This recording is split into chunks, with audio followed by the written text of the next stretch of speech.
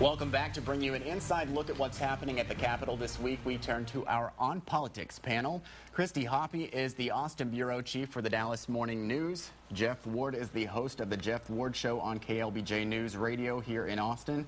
Michael King is the news editor of the Austin Chronicle, and Ben Philpott is a senior reporter at KUT-FM Radio, Austin's NPR affiliate, and he's also a contributing reporter for the Texas Tribune. Thank you all for joining us this morning. Well, thoughts on the debate? What'd you think? I thought they accurately defined the two sides. The Republican side is going to prevail in the House. There's many more who feel like Leo do right now. They're frustrated. They want some answers, and they want Washington to act, and if they don't act, they're going to step in. But there are consequences to the state stepping in. Jeff, it seems like something your listeners would definitely latch onto. What do you think? Yeah, well, I mean, it was all pretty predictable. I mean, you could almost script out the arguments being made over and over again. Yeah, in my world of talk radio, the argument plays pretty well. I mean, they're not really peeling away all the levels. You know, this whole thing about reasonable suspicion. Nobody really talks about stuff like that. So it sounds good on the surface, and it certainly plays well on the radio. I'm skeptical of the whole thing. I think we've reached the point where in politics it's nothing but imagery and sound bites. And the two guys did a nice job of that, but it's still becoming pretty predictable. And I don't even think they're really dealing with the stuff. I think police chiefs should be stepping in and talking more about this. I think the public would appreciate to hear their view on this. Michael, it seems like we've been coming up with these immigration issues for previous sessions, but might it have a real chance now, like Christy was saying, with all the Republicans in the House? Well, they can certainly pass legislation, but there's a simple solution to the immigration problem that's already in progress. 3 years ago, the number was 12 million that was recited constantly. Now, suddenly, the number is 11 million. Why? We've just gone through a serious recession.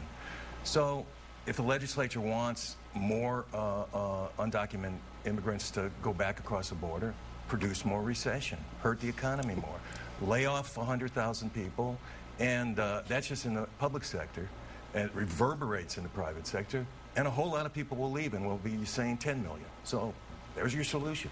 And Ben, we have these very divisive issues with immigration, but are these just talking points? Are we going to be able to do anything with all the budget crisis right now? Well, with the budget crisis, that makes it actually easier, I think, to pass some of these. You know, bills without a fiscal note are going to pass during sessions where you don't have any money to spend. Now, as Christy was saying, though, there are consequences for the state kind of stepping in on this federal ground.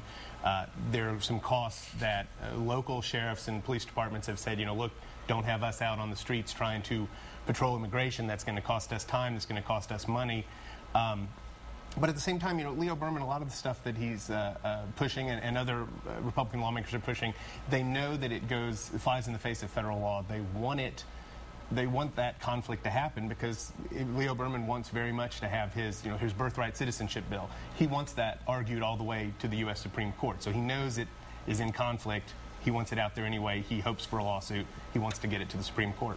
And when we're talking about these talking points, I mean, what about what Agriculture Commissioner Todd Staples had to say this week about his website? I know it caused a lot of controversy. Well, that's just kind of the world we live in with the internet. I mean, you put anything out there and you just can't control the comments. His website was, trying to rally support for, ranchers along the border are not happy with the situation. The border is almost all private land. It's their land. They want some kind of help policing it, patrolling it. But comment sections of any website, they just get overrun. And it's not necessarily Agriculture Commissioner's fault or the website's fault. It's just what happens.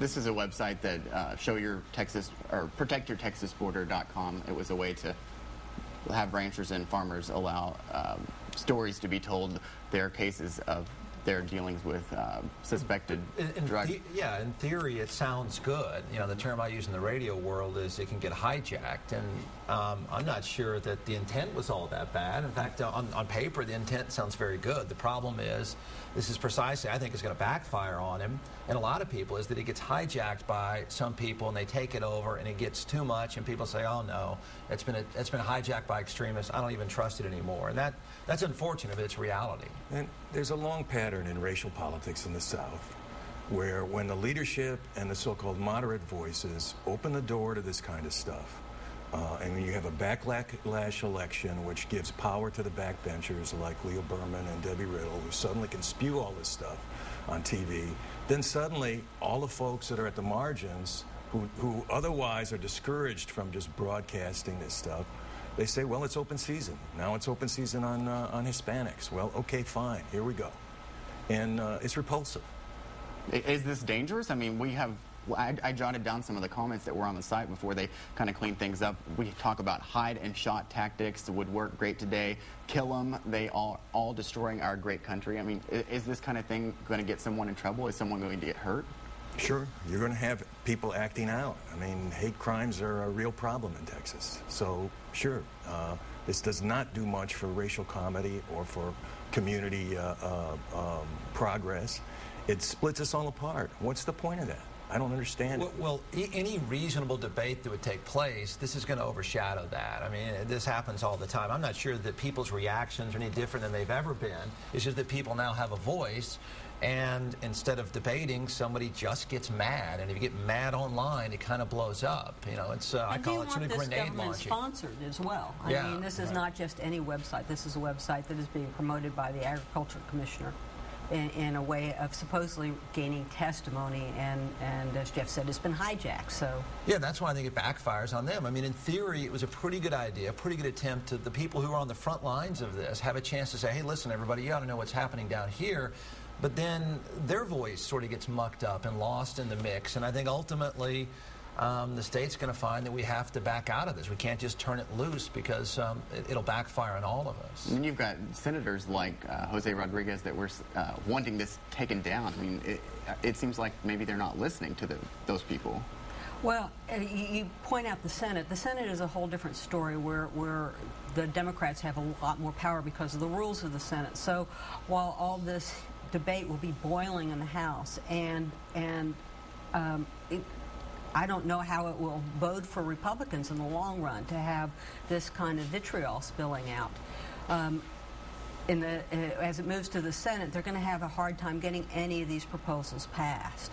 And so you wonder what kind of exercise we're actually engaging in. We've got about a minute left. Real quick, we're going to take a comment from someone online. They have been asking federal government, are they going to be able to step in after this session? Is there going to be a bigger push? What do you think, Christy? I think there has always been a tentative approach in Washington. They're afraid of this politically. Businesses don't want to crack down on the cheap labor that they get. You have a huge population. You just can't send them all streaming back. You have police and other resources. So the politicians and the feds have never been very anxious to tackle any of our most pressing problems, and this is one of the ones on the waiting list. Michael, we'll end with you. Well, I think, you know, the GOP has made this devil's bargain with a particular demographic, and they're going to ride that for at least another decade. This is a multicultural state, and the Hispanic population is exploding. You can't keep them out of our politics or out of our communities or out of this discussion forever. And this is a holding action that is going to backfire. Great. Thank you guys for joining us. I appreciate it. We'll be right back here on Session 11.